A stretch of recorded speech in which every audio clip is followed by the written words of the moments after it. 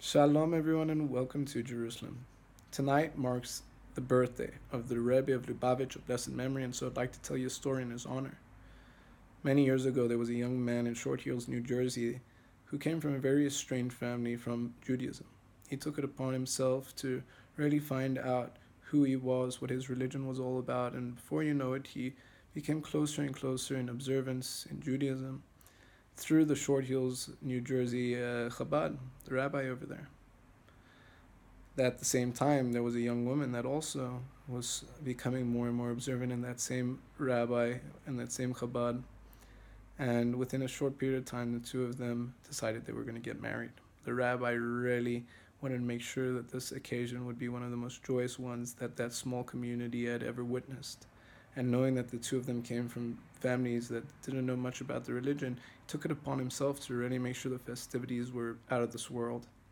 During the time that it was about to be dancing at the wedding, he went around to each table hoping that he could get people to join in this wonderful occasion in the dancing.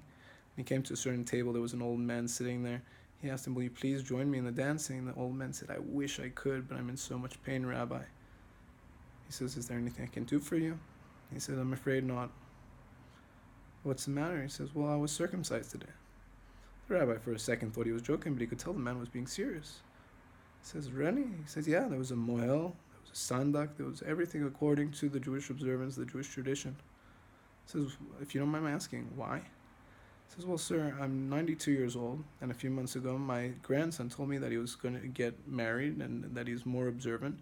And he said that he would love for me to be a part of the wedding, but seeing as I'm not circumcised, I couldn't be under the wedding canopy. And I just couldn't handle that. So I had myself circumcised, and people carried me that I was able to be seated under the wedding canopy tonight." The rabbi was just so blown away. He reached into his pocket and he pulled out an envelope that was marked 1991. And he said, "Sir, I think what you did today was amazing, and I would like to give you something." He said, "Many years ago in 1991, I went to the Rebbe of Lubavitch for a blessing at his dollars campaign on a certain Sunday, and he gave me this dollar, and he said that I should have good health, and ever since that day, I haven't been sick, and I would like to give it to you now."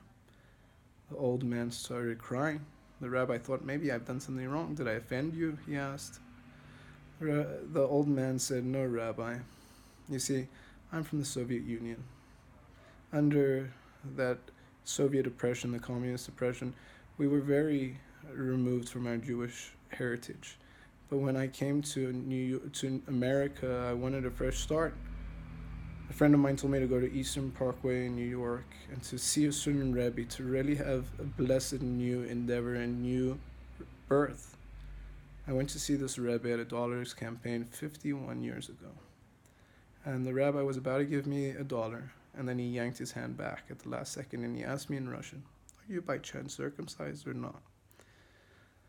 Well, a bit embarrassedly, I said, 'No, I'm not.' The Rebbe gave me a dollar anyway, and he says, 'On the day that you get circumcised, I'll make sure that you get another dollar.' And well, today, you've given me that dollar." Now the rabbi and the elderly man were crying. The elderly man looked up at him and he says, I just can't help imagining what my life would have been like if I had taken the Rebbe's advice and gotten circumcised earlier. Nevertheless, I see now that he knew we would be right here, right now.